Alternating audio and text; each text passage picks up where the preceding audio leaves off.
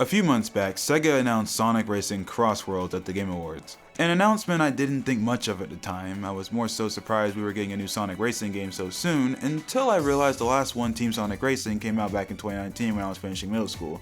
Kinda crazy how time flies.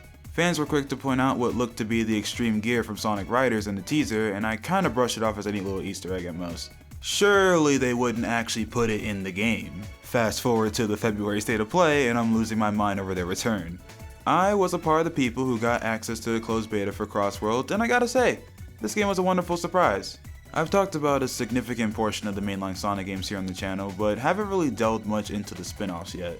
Sonic has had a number of racing games over the years, some good, some alright, and some bad. The last one, Team Sonic Racing, I remember playing back in like 2021, and after beating the story mode and doing all the Grand Prix, that cemented the game to me as a glorified album with a game attached.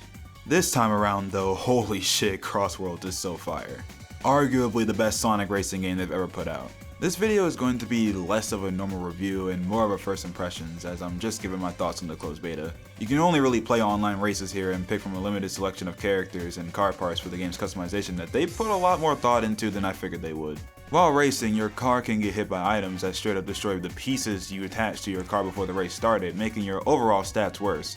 It's interesting because in the last couple iterations of Mario Kart, they've also had a kart customization feature, but for the most part to me, what you chose never really mattered too much unless your stats were wildly shifted in any given category. Here though, while they weren't the end all be all, because I win my fair share of races with just the basic cars, I can tell they make more of a difference in game in affecting how your car handles and how much punishment you can take from bumping into other racers, which I believe causes you to lose more or less rings depending on your power stat, which I found pretty cool. Rings function like coins in Mario Kart, where the more you have, the higher your top speed is, but here your rings cap at 100. Though this game is Mario Kart Wii levels of chaotic, because I got hit by items left and right, so I'm not holding on to a high number of rings for too long. I'm not sure how I feel about the items. Like, I'm guessing there's a lot more strategy at play here to come out on top, since you can go into races with these equipable perks that give you various effects like getting more attack items from item boxes or starting races with specific items. You can mix and match them, but there is a limit to how many you can equip and some cost more than others, so it's not unbalanced. But my favorite that I'm probably never taking off is the badge that gives you faster tricks. One of my favorite things about Sonic Riders was how much height you were able to get from a jump and going ham on the analog stick to do sick tricks and then stick the landing for a high rank. CrossWorlds maintains that feeling of doing a shit ton of tricks before landing when you have this equipped, and it's so fun. While there's no ranks for sticking the landing, in fact you don't even have to land properly at all, you get the speed boost regardless now, I feel the game is built around it, so it doesn't make it too easy to pull ahead of the pack because you can do this. So far from what I've played of CrossWorlds, it takes the best elements from every Sonic racing game and blends them together to create a super fun experience. Good example being the transform mechanic from All Stars Racing Transformed is back and improved on.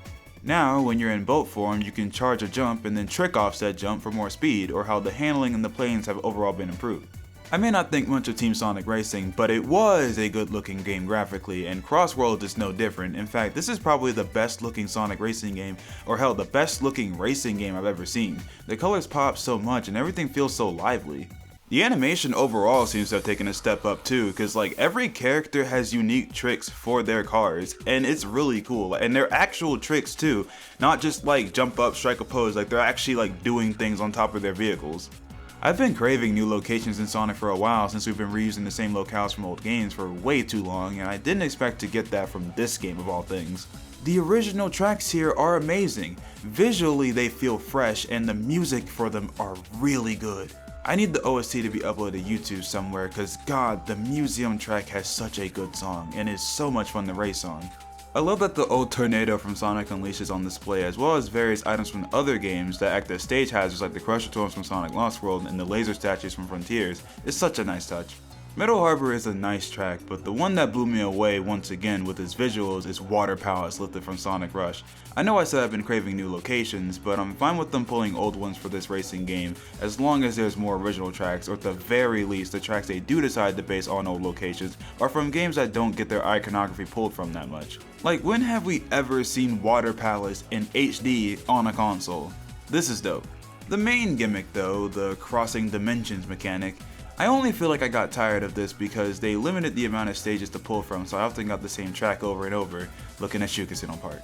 But that makes sense, there's supposed to be more in the final game, so I'm looking forward to that, but overall it's a super cool mechanic. Basically, whoever's in first gets to pick between two warp rings, and that's the track the second lap of the race will take place on.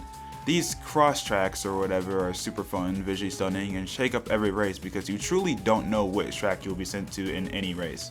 I was super hyped seeing Dinosaur Jungle from Secret Rings return, and after driving on the course, it's super fun. Love the part where you're driving on the back of this dinosaur's neck to exit the world. It's a super neat set piece. The pirate one isn't a Pirate Storm callback, but rather a totally new area with the pirate aesthetic, and it's gorgeous. Love driving on the ship only to then take to the skies dodging the giant Kraken appendages.